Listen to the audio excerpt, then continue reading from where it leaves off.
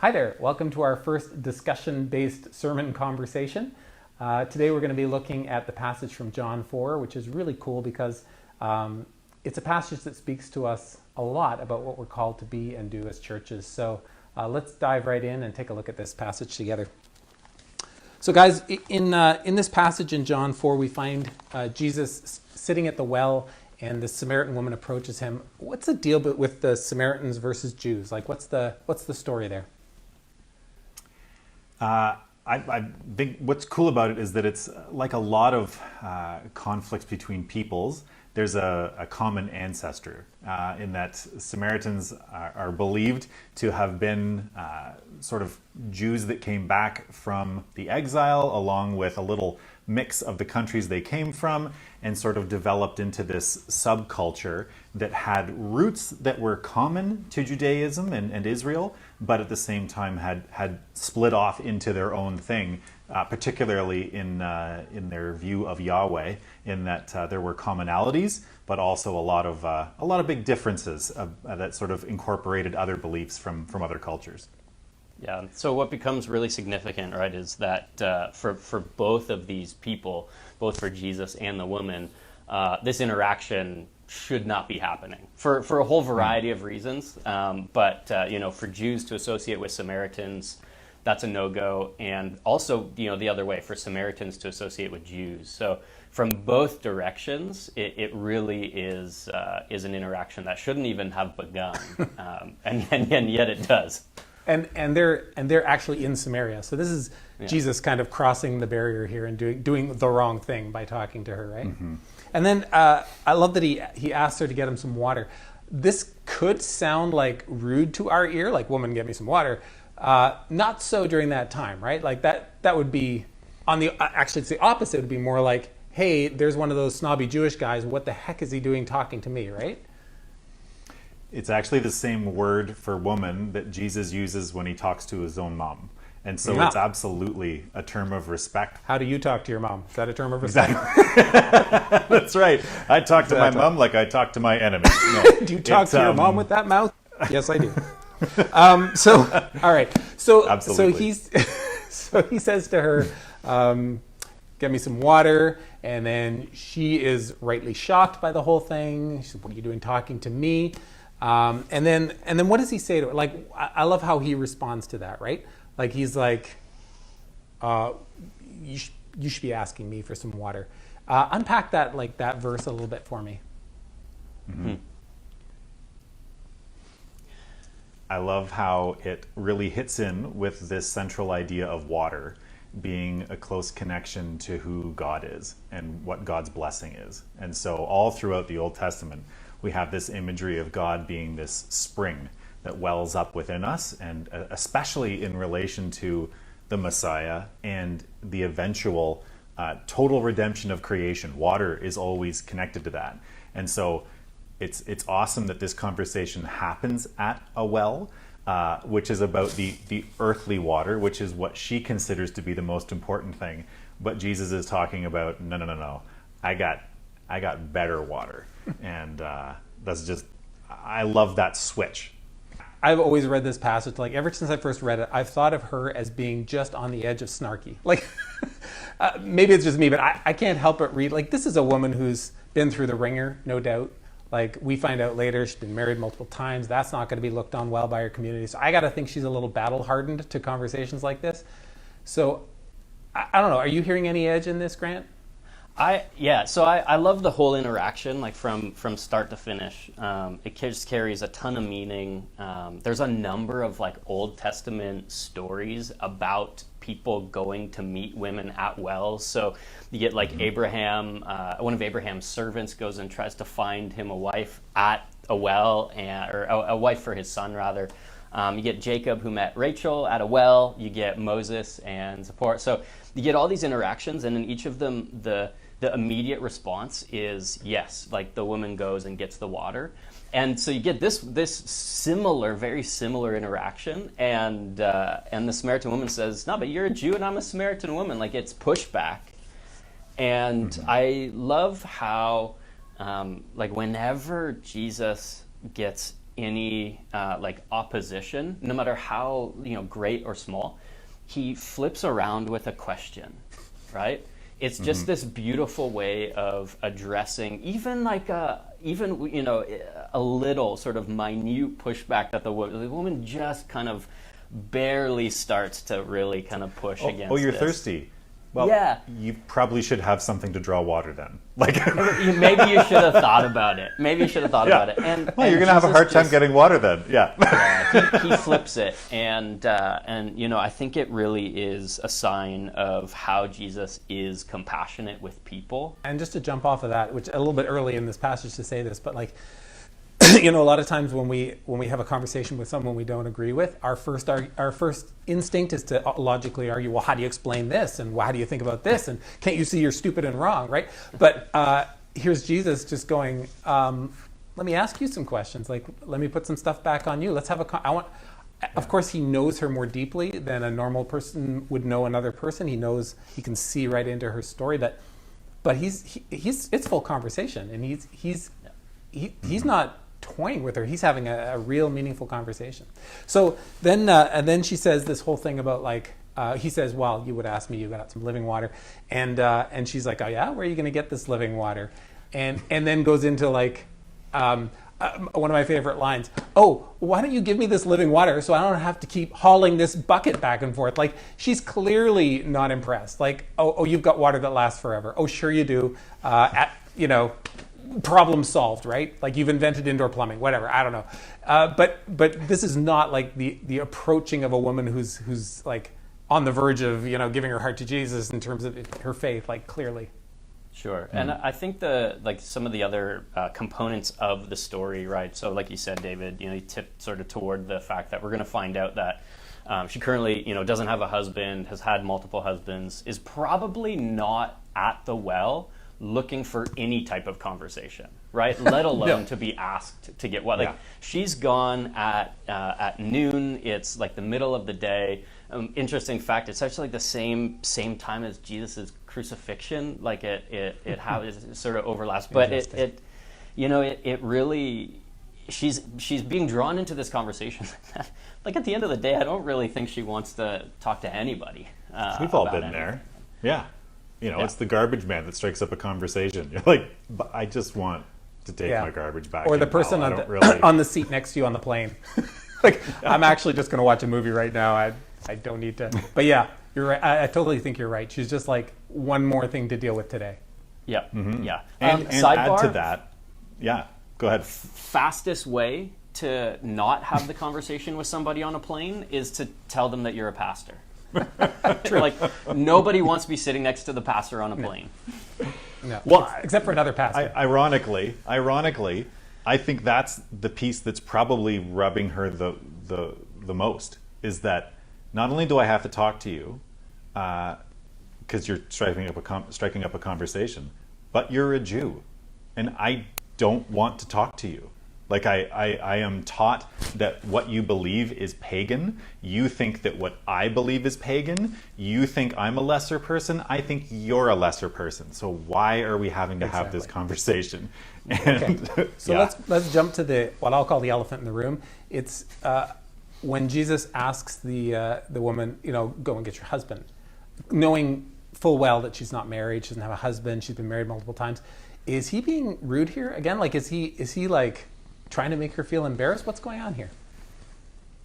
No, I have this note as I was reading through. I'm like, man, this is a leading question, but I don't get a hint of malice in it. Like, I don't sense malice in the question, because part of the benefit of where we sit, right, is hindsight. We get to read the whole story and then go back to this question and go, well, so what's he doing here?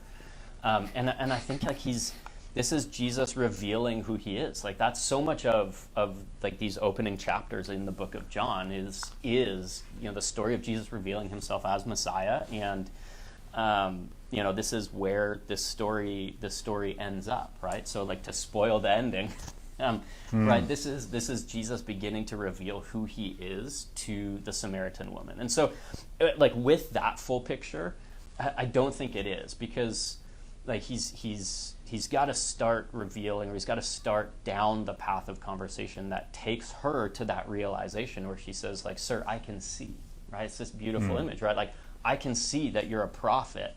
So she gets into this deeper spiritual conversation with him, that then ultimately leads to her saying that, you know, she knows Messiah is coming, and then Jesus reveals that he is Messiah.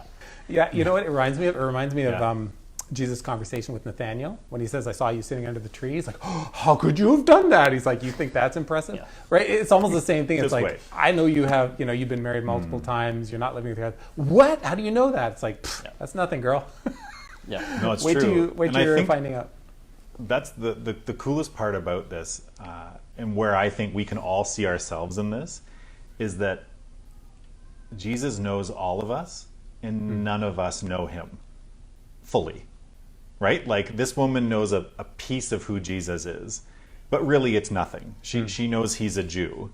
The most beautiful thing about this, that Jesus knows who she is, and he pursues her and seeks her out. I mean, everything about this is about Jesus being there at that time to talk to this woman. Oh, and I think what you're introducing, Alex, to is just this brilliant like thought experiment that, I mean, many of us do, I think, naturally when we read Scripture, but you probably read yourself into the story at one point or another, right? And so, you know, you're naturally going to identify with certain characters as they appear in the New Testament, certainly as you read through the Gospels. And one of the typical things for Christians to do is identify with the disciples, because we call ourselves disciples, followers of Jesus, and you know, they're absent from this story, which makes the whole thing even that much more complicated. So here's Jesus alone with a woman at a well, Jew, Samaritan, like all of it. There's all these layers. And you just have no other option here than to read yourself into the place of the Samaritan woman. There's a bunch of wrapper around the story, right? So the end of the story, as we know, she runs back into town, tells everybody about him. They get excited. They come back. They meet him. They're like, oh, this is interesting. Like, some of them believed right there and then. They're like, well, clearly she told us. We believe. That's it. But then they go back into the town, spend 2 days with the folks there. And by the end, there's a bunch more people saying, okay, now we don't just believe because of what she said. We've seen it for ourselves. And so they become believers as well. And what's really cool is if you go back to the beginning of this passage, beginning of chapter 4, basically what you're seeing is it starts with talking about the baptisms that are happening. There's a whole bunch of, the Pharisees were hearing that baptisms were happening. Actually, it wasn't Jesus doing the baptizing, it was the disciples. And so here we've got this wrapper of, at the beginning, people coming to Christ. At the end, people from the outside coming to Christ. And like, to me, there's something really special about that sandwich going on with this story. The whole thing, the more and more I think about it, the idea of us being the Samaritans is so perfect. Like, this is a story that we can insert ourselves into so easily for all of those reasons. Of, like, you know, our starting point might be the same, but our view of God is very distorted from where it was supposed to have gone. The things we might think or assume about Jesus are very different from what it actually is. Yeah, I'm skimming back over through the verses where the Samaritan woman goes back and begins to tell the story of what has happened, right? And it's very short. Like, the way John like actually just maps this out, like, is short. They believe because of her testimony, and then they go meet Jesus, and they have this line. They say, "We no longer believe just because of what you said. Now we have heard ourselves, and we know what this, you know, that this man is really the Savior of the world." And like, I just wonder how those conversations went when the woman actually goes back and she's like, "Hey, you're never gonna believe who I met. I just met Messiah. But wait, he's not who we thought he was gonna be. Turns out he's a Jew." Like, what kind of opposition? And you know, you can't read too much into something. It's not there in the passage. But I do wonder how those conversations immediately went. Like, you go back and she begins to tell her story, and you know, I can picture, anyways, if you just allow me to do that for a second, that it wouldn't all, like, not all of the responses would have been, "Oh, amazing, we've been waiting, let's go see him," and everybody believes. You know, many do.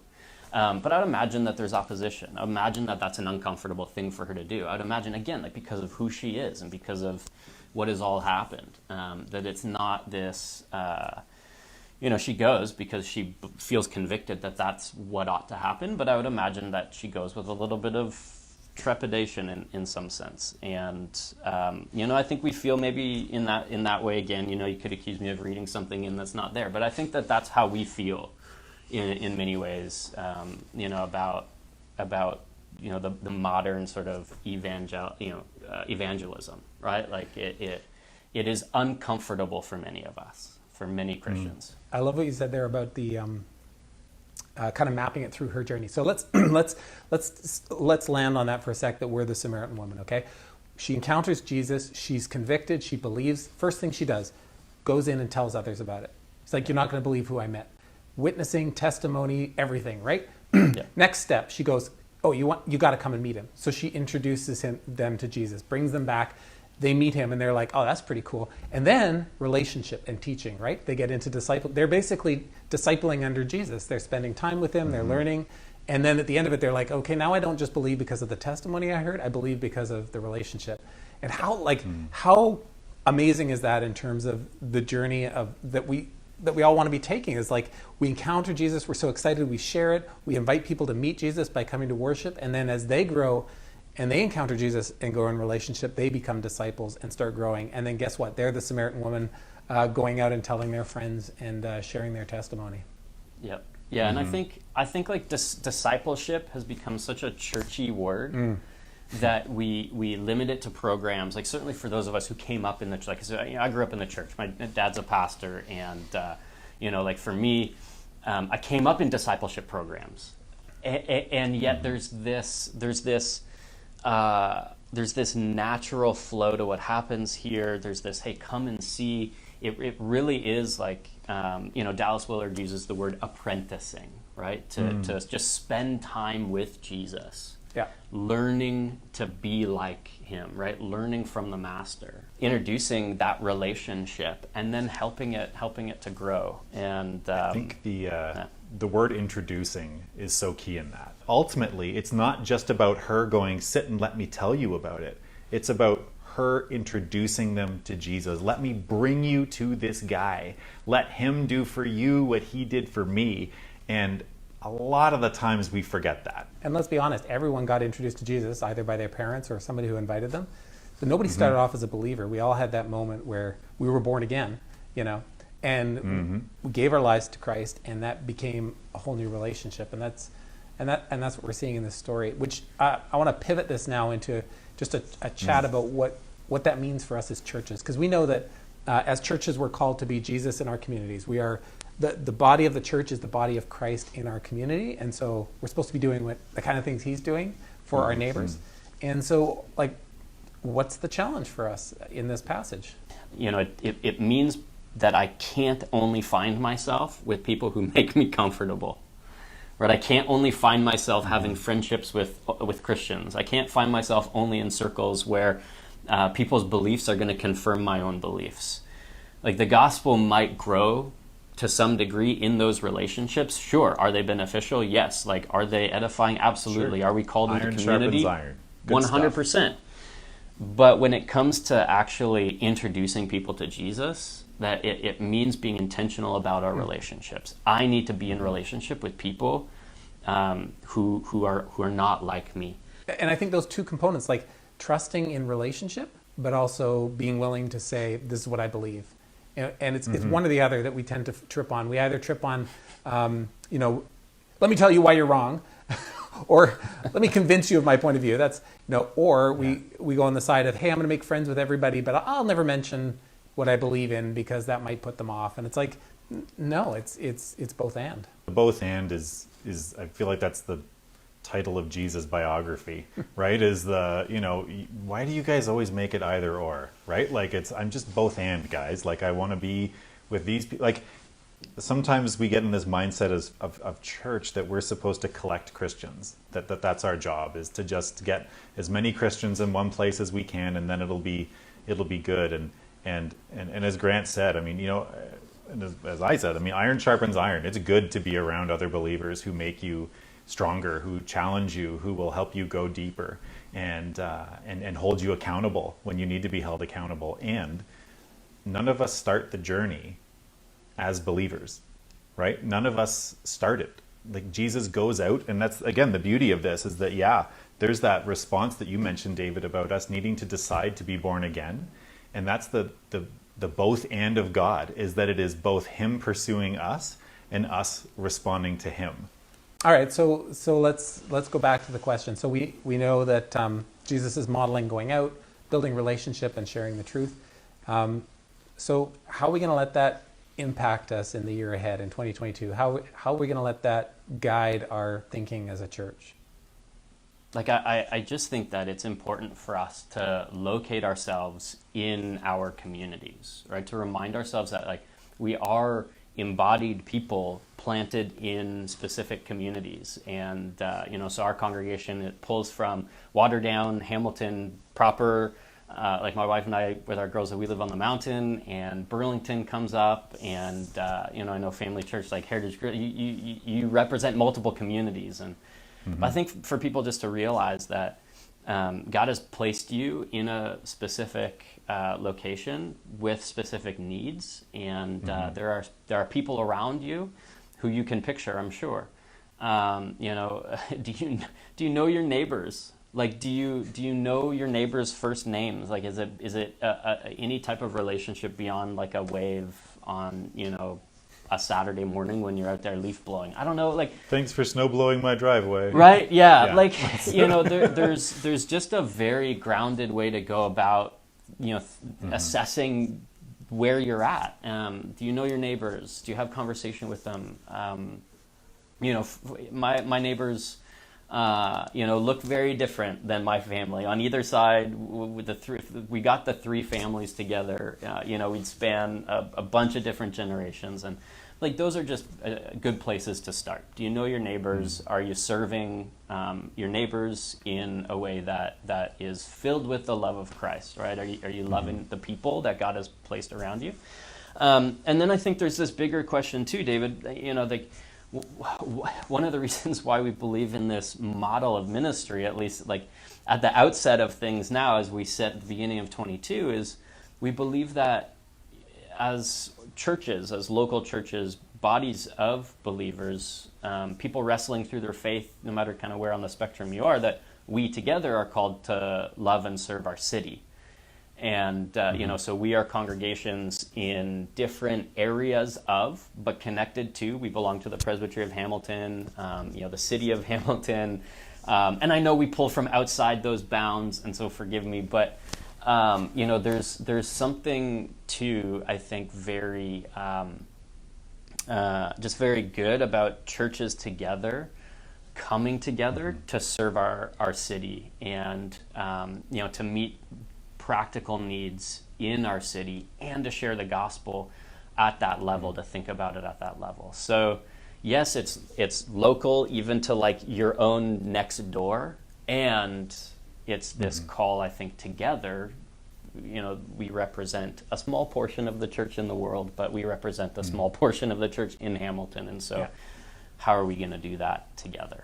And I think that's you mentioned this model of ministry. We're looking at the churches working together in a cooperative fashion, and I guess that's a challenge on us too as we lead this off. How do we help people to create those opportunities? How do we help people to really think about connecting with their neighborhoods, and then giving them the confidence in sharing their own stories and their own relationship with Jesus, to the point where if you get to have that conversation, you want to be able to share faithfully, and maybe get someone excited about what Jesus means to their lives. Like, we don't control that part, right? The Holy Spirit is going to do what the Holy Spirit's going to do, but we have to take the prompts, and we've got to be in those places where the conversations can happen. So yeah, I'm excited to see how this will play out, and I don't think any of us have it figured out.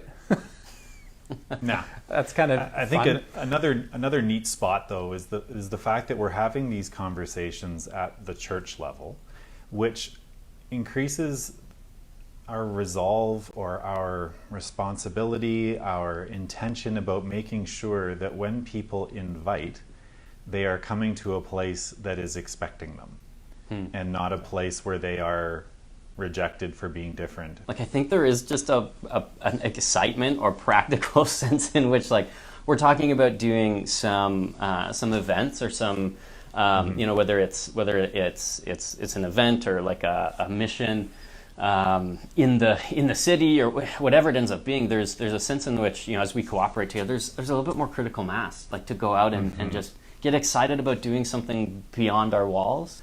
Awesome. Well, guys, I love this. This is a lot of fun. I don't know if anybody out there enjoyed it, but I sure did. And I'm excited to see how this partnership is going to work going forward. If people really like this, we might do a conversational sermon again. But at the very least, I love that we got to do this together and kind of pitch together this idea and think it through of what it means to really live out Jesus' mission in cooperation in community. So thanks a lot, guys.